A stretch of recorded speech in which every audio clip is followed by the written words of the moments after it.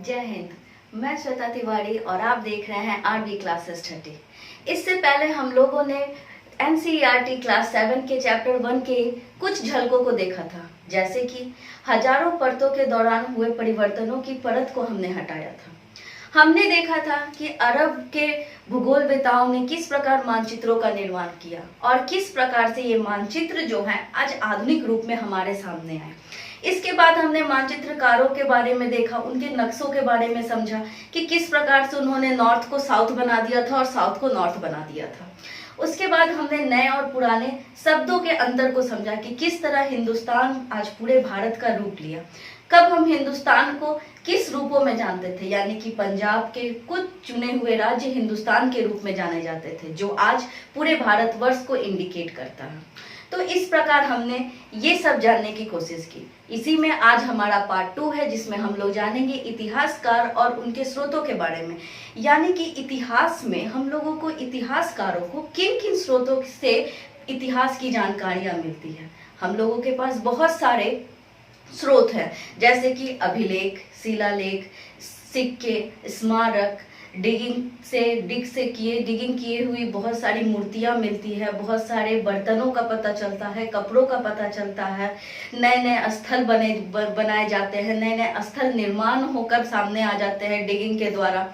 तो इस प्रकार हम लोग जानेंगे कि इतिहासकारों ने किस प्रकार से इन स्रोतों का इस्तेमाल किया और किस प्रकार से इन स्रोतों का इस्तेमाल करके हमारे सामने नए इतिहास को प्रस्तुत किया है। इसके बाद हम लोग जानेंगे नए सामाजिक और राजनीतिक हुए परिवर्तनों के बारे में कि किस प्रकार ये वनवासी जीवन एक समूह के रूप में विकसित हुआ, समूह समाज के रूप में विकसित हुआ और समाज ने किस प्रकार इन जटिलताओं को जन्म दिया।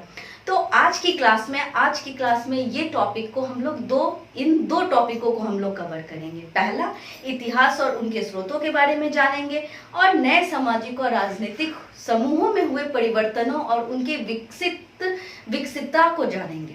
तो ज्यादा समय ना गवाते हुए हम लोग हमारे चैप्टर को स्टार्ट करते हैं, जिसका नाम है हजारों वर्षों के दौरान हुए परिवर्तनों की परत। तो इसका पहला हमारा टॉपिक है इतिहासकार और उनके स्रोत। सबसे पहले तो ये जानने की जरूरत होती है कि इतिहासकार जो होते हैं, जो हिस्टोरियन होते हैं, वो किस तरह से हिस्ट्री को समझते हैं, किस तरह से हिस्ट्री को हमारे सामने लाते हैं।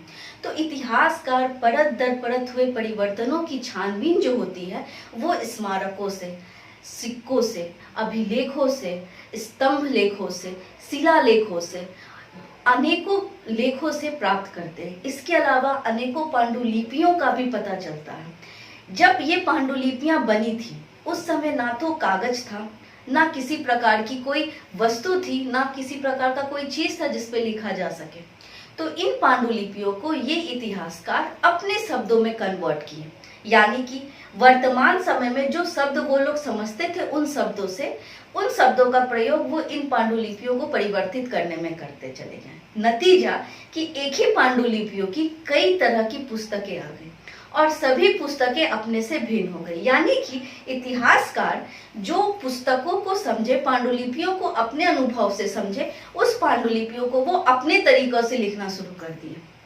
यानी कि जो सारांश हमें मिलना चाहिए था वो हमें ना मिल करके उनकी अनुरूपता के आधार पर हमें उन पांडुलिपियों का अनुवाद हमारे सामने प्रस्तुत हुआ।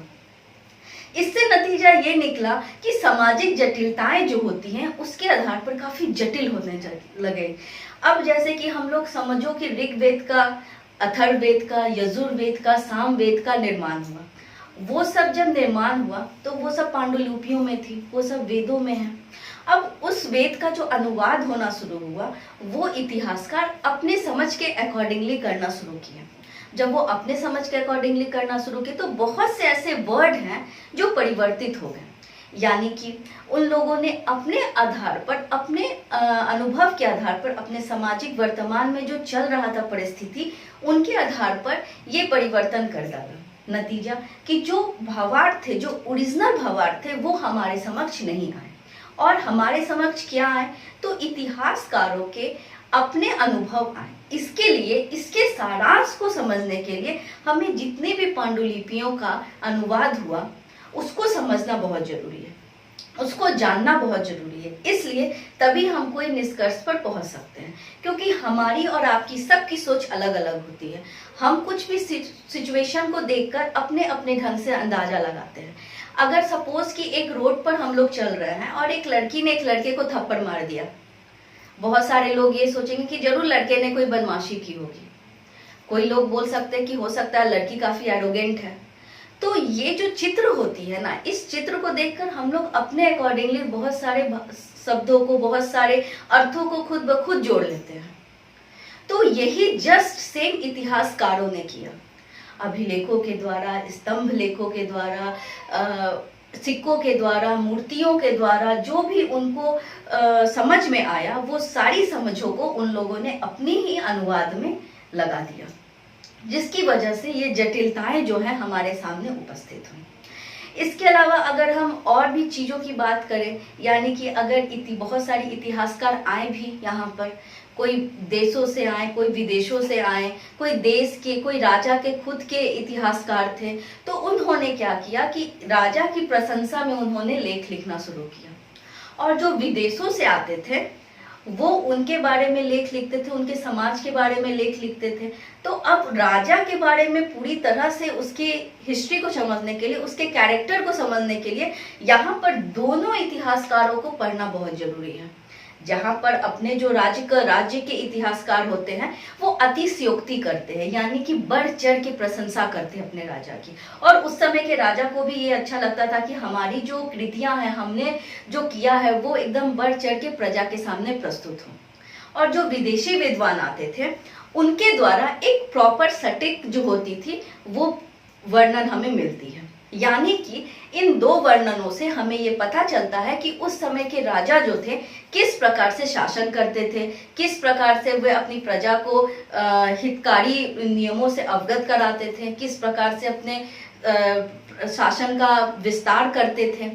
ये सारी सहूलियत जो जानकारियां होती हैं ये हमें इतिहासकार हमें उनके स्रोतों से देते हैं।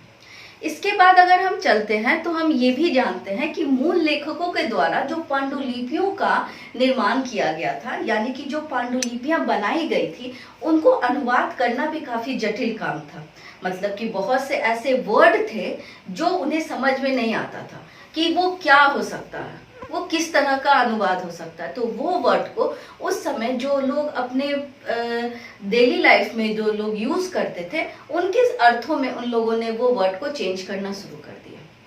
तो इसी प्रकार से 14वीं सदी के इतिहास में इतिहासकार की अगर बात की जाए, 14वीं शताब्दी की, जब जिलाउद्दीन बर्नी जो थे यहाँ के शासक थे, तो उस समय भी इतिहासकारों ने इसी प्रकार से किया है। जिलाउद्दीन बर्नी के बारे में हम लोगों को बहुत सी जानकारियां मिलती हैं और डिफरेंट इतिहासकारों ने डिफरेंट वर्ड हमें डिफरेंट वर्ड बताई है जो एक दूसरे से बिल्कुल ही विपरीत है।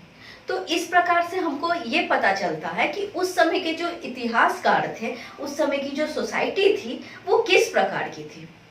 अगर डिफरेंट लोगों से हम लोग बहुत सारी बुक्स पढ़ते हैं, किसी भी तथ्य को जानने के लिए, मुगल काल को जानने के लिए अगर हम कोई भी बुक पढ़ते हैं तो एक बुक कभी भी कोई सटीक आंसर नहीं देता, क्योंकि वो जो इतिहासकार होते हैं वो अपने ढंग से उस बुक को लिखते हैं।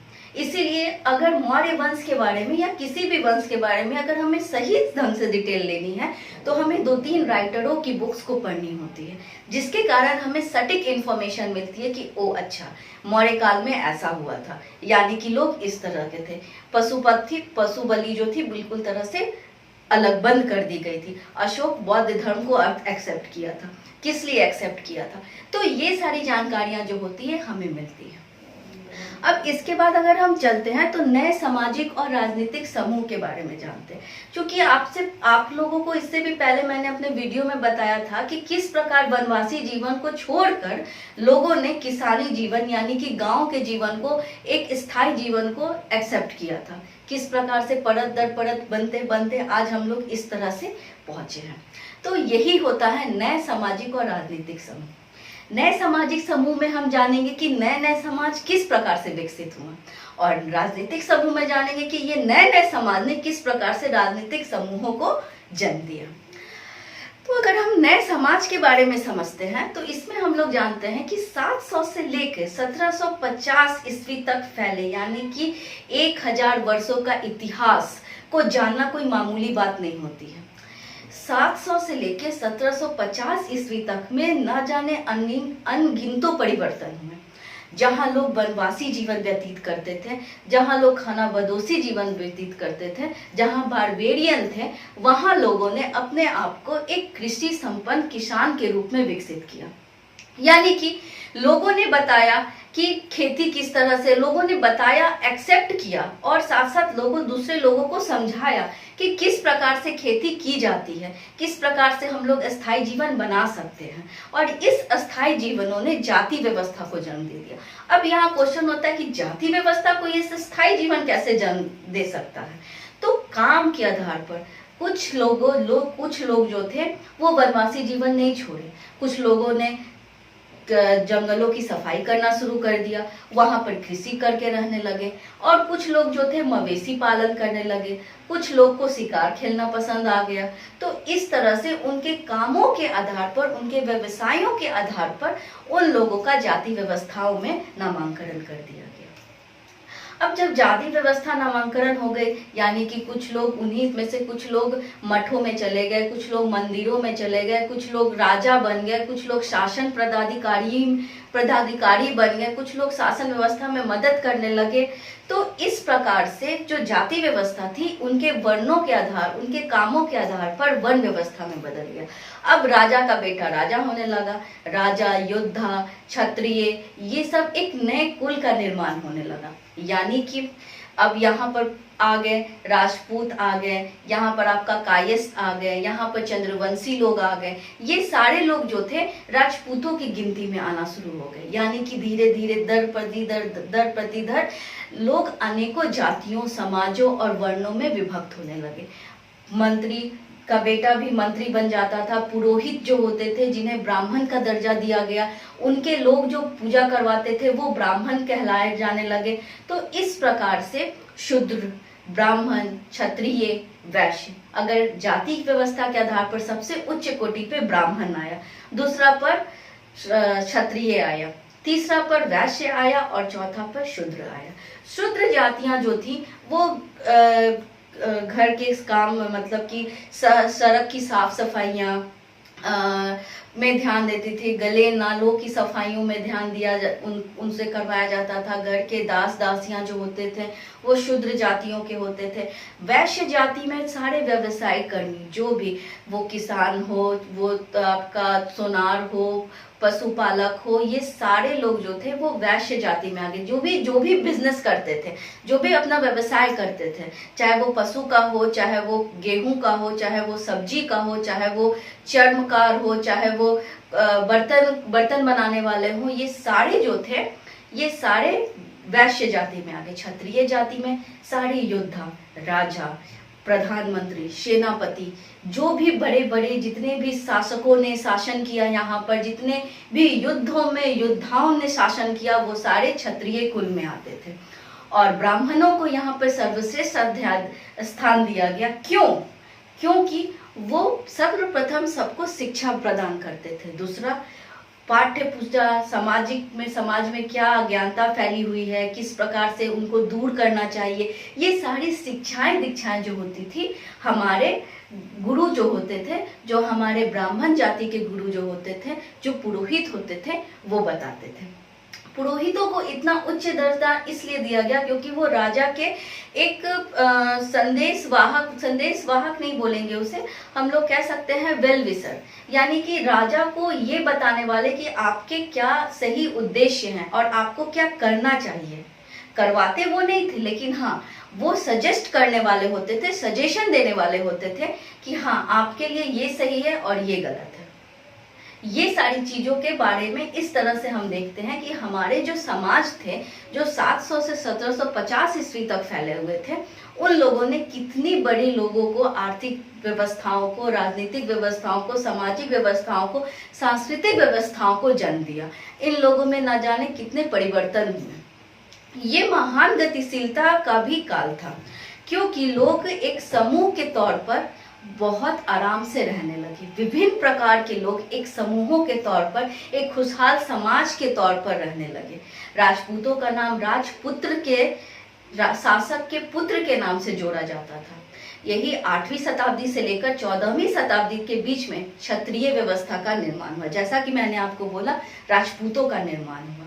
राजपूत वंश सबके सामने आए, और राजपूत वंश आए किस तरह से, तो योद्धा के रूप में सबके सामने वो प्रस्तुत हुए। इसके बाद हम लोग देखते हैं कि जिन्होंने पूर्व उपमहाद्वीप के लोग जो आते थे, जो बाहर से यहाँ पर आते थे, यहाँ के लोगों से मिलते थे, तो उनके आने जाने से भी उनके बातचीत का, उनके स्थायी, उनकी संस्कृति का, उनके रहन सहन का, उनके खानों का भी प्रभाव हमारे देश को देखने को मिलता है। जैसे कि आज का ही बात कर ले तो मोमोज पहले कोई लोग नहीं जानता था कि मोमोज क्या होता है, लेकिन जैसे हम लोग का आना जाना दूसरे देशों के साथ शुरू हुआ, दूसरे स्टेट के साथ शुरू हुआ, तो हम लोगों ने जाना कि हाँ, मोमोज भी कोई एक अच्छी चीज होती है जिसे लोग को खाना चाहिए। तो इस तरह से बहुत से चाइनीज फूड यहाँ आने लगे, इंडियन फूड वहाँ जाने लगे। तो ये कैसे संभव हुआ? ये तब संभव हुआ जब लोग एक दूसरे के संपर्क में आए, जब लोग एक जगह से दूसरी जगह लंबी दूरी तय करने लगे। इस तरह भोजन का आदान प्रदान हुआ, इस तरह कल्चर का आदान प्रदान हुआ। शादी व्यवस्था, विवाह व्यवस्था, ये सारी जो थे, एक देश के लोग दूसरे देशों के साथ यहाँ पर आकर बस के विवाह व्यवस्था कर में लिप्त हो जाते थे, और एक नई संस्कृति का निर्माण हो जाता था। इस प्रकार से हम देखते हैं कि विदेशी लोगों के भी कारण, विदेशों के आने जाने के भी कारण यहाँ पर क्या होता है कि संस्कृति का विकास होता है। संस्कृति से लोगों के रहन सहन का विकास होता है, उनके भाषा, विचार, बुद्धि, विवेक, इन सारी चीजों का विकास होता है, जो धीरे धीरे लोग एक मेढक के कुएं के समान, मतलब कुएं में मेढक के समान थे, उसी तरह जब वो दूसरों के संपर्क में आते हैं तो एक खुले पंछी की तरह हो जाते हैं, जो पूरे आसमान में भ्रमण करता है, जिसकी वजह से उसका विकास, उसका बुद्धि का विकास डेवलप करता है। अब निवास स्थान की बात किया जाए तो निवास स्थान में भी हम लोगों को, रहने के स्थान में भी हम लोगों को परिवर्तन देखने को मिलता है। आज हम लोग मल्टीप्लेक्स में रहते हैं, आज हम लोग इतने सारे अच्छे अच्छे घरों में रहते हैं। उसकी नींव प्राचीन काल में डली थी।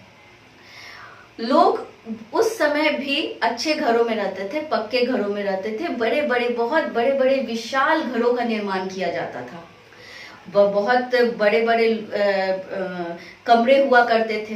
राजा रानी को, राजों के लिए, राजा के लिए अलग कमरे होते थे, रानियों के लिए अलग कमरे होते थे, उनके नौकर चाकरों के लिए अलग कमरे होते थे। बड़े बड़े विशाल विशाल कमरों का निर्माण होता था। लेकिन जब हम आधुनिक काल में आते हैं तो हम लोग देखते हैं कि विशालता जो थी वो एक 1 BHK, 2 BHK और 3 BHK में रह गई, क्योंकि उस समय जो थे फैमिली, ज्वाइंट फैमिली हुआ करते थे, बिग फैमिली हुआ करते थे। लेकिन आज की जो सभ्यता है, समाज है, वो न्यूक्लियर फैमिली पर आकर टिक गई, यानी मम्मी पापा और बच्चे इस तरह से एक घर में रहते हैं। तो जैसे जैसे हम लोग का समाज डेवलप करता चला गया, हम लोग आगे बढ़ते चले गए, तो ये सारी चीजें भी जो है हमारे साथ आती चली गई। तो इस प्रकार हम इस चैप्टर में, इस चैप्टर में हम लोगों ने पढ़ा, इस तथ्य से हम लोगों ने जाना कि किस प्रकार आधुनिकता को हम लोगों ने किस तरह अपनाया है, कैसे प्राचीन काल के इतिहासकारों ने प्राचीनता को हमारे सामने रखा, उसके रखने में हम लोगों को किन किन दिक्कतों की सामना करनी पड़ी, और इस प्राचीनता ने किस प्रकार आधुनिकता को जन्म दिया। ये सारी जानकारी हम लोगों ने आज के वीडियो में पाया। अब इस वीडियो के बाद एक पार्ट 3rd वीडियो और आएगा, जिसमें हम लोग कंप्लीट जानकारी देंगे इस चैप्टर के बारे में। तब तक मेरे चैनल को सब्सक्राइब कीजिए, वीडियो को लाइक कीजिए और बेल आइकन का बेल बजाना ना भूलें। फिर मिलते हैं। जय हिंद, जय भारत, जय बिहार।